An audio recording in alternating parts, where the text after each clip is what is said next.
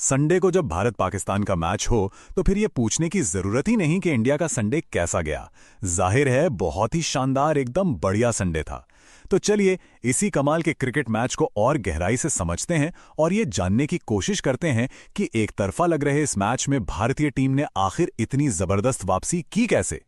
तो देखिए, सबसे बड़ा सवाल यही है, पाकिस्तान एक ऐसा मैच हार कैसे गया जिसपे उनकी पकड़ एकदम मजबूत लग रही थी। मतलब शुरुआत में तो सब कुछ उनके हक में जा रहा था, फिर अचानक ऐसा क्या हुआ कि मैच हाथ से फिसल गया। चलिए इसी पहेली को सुलझाते हैं। ठीक है, तो शुरू से शुरू करते हैं। पाकिस्तान ने पहले बैटिंग की और क्या जबरदस्त शुरुआत की उन्होंने, पावर प्ले में, और उसके बाद भी उनके बल्लेबाज हावी थे और हमारे गेंदबाज वो प्रेशर में दिख रहे थे, जो कि आमतौर पर देखने को नहीं मिलता। और इस प्रेशर का सबसे बड़ा सबूत जसप्रीत बुमराह। सोचिए, बुमराह जैसे बॉलर ने अपने 4 ओवर में 45 रन दे दिए। ये बुमराह के लिए एक बहुत ही रेयर ऑफ डे था। जब आपका स्टार गेंदबाज इस तरह स्ट्रगल कर रहा हो तो टीम शुरुआत में ही बैकफुट पर आ जाती है। पहले 10 ओवर में पाकिस्तान का स्कोर था लगभग 100 रन। इस शुरुआत के बाद तो ऐसा लग रहा था कि भाई 200 का स्कोर तो पक्का है, एक बहुत बड़ा टोटल बनने वाला था। लेकिन फिर आया मैच का असली टर्निंग पॉइंट। मिडल ओवर्स में जब लग रहा था कि पाकिस्तान मैच पर पूरी तरह से कब्जा कर लेगा, तभी कप्तान रोहित शर्मा ने एक ऐसा दाव खेला जिसने खेल का पूरा रुख ही पलट कर रख दिया। तो आखिर रोहित शर्मा उस वक्त सोच क्या रहे थे? देखिए, उन्होंने प्रॉब्लम को समझा। तेज गेंदबाजी बल्लेबाजों को मदद कर रही थी, बुमराह तक महंगे साबित हो रहे थे। तो उन्होंने सोचा, क्यों ना एक ऐसे गेंदबाज को लाया जाए जो थोड़ा धीमा फेंकता हो और जिसके पास हाइट का एडवांटेज हो। और यहीं पर एंट्री हुई शिवम दुबे की। और ये फैसला क्या कमाल का साबित हुआ। शिवम दुबे ने आकर न सिर्फ पाकिस्तान के मोमेंटम को रोका, बल्कि सईम अय्यूब जैसे सेट बल्लेबाज का अहम विकेट भी निकाल लिया।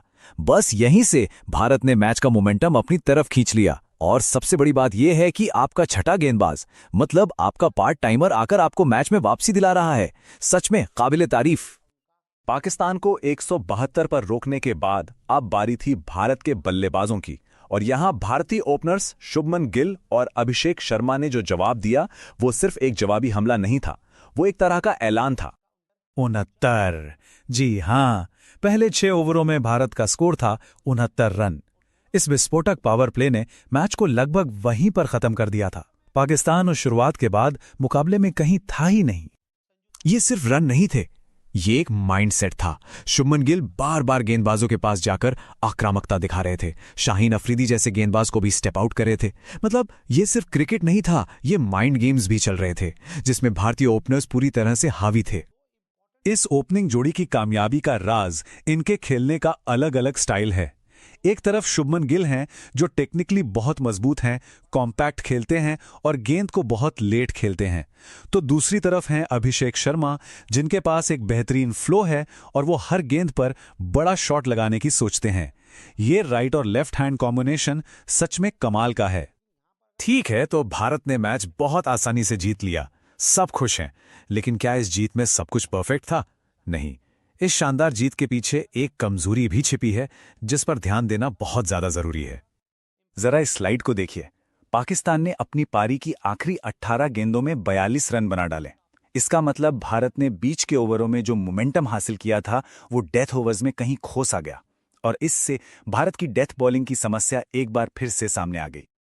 और यहीं पर यह सबसे जरूरी सवाल उठता है, जसप्रीत बुमराह के बाद टीम का स्पेशलिस्ट यॉर्कर गेंदबाज कौन है?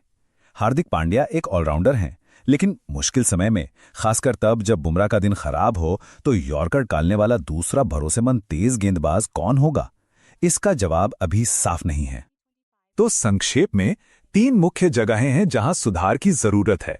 पहला, एक स्पेशलिस्ट डेथ बॉलर की कमी। दूसरा, मुश्किल दिनों में बुमराह पर बहुत ज्यादा निर्भरता। और तीसरा, शुभमन गिल का बल्ले और पैड के बीच गैप से आउट होने का तरीका, जो इस मैच में भी दिखा। उन्हें इस पर फिर से काम करने की जरूरत है। चलिए अब इस मैच से थोड़ा आगे बढ़ते हैं और उस बड़ी तस्वीर को देखते हैं। मतलब भारत और पाकिस्तान क्रिकेट के बीच का जो अंतर है, वो बहुत साफ साफ दिखाई दे रहा है। इस मैच ने यह साबित कर दिया कि भारतीय टीम में इतनी गहराई है कि वो अपने स्टार गेंदबाज के खराब दिन के बावजूद मैच जीत सकती है। वहीं दूसरी तरफ पाकिस्तान एक अच्छी शुरुआत का फायदा भी नहीं उठा सका। यही तो क्वालिटी का फर्क है। इरफान पठान का ये बयान इस अंतर को और भी साफ कर देता है।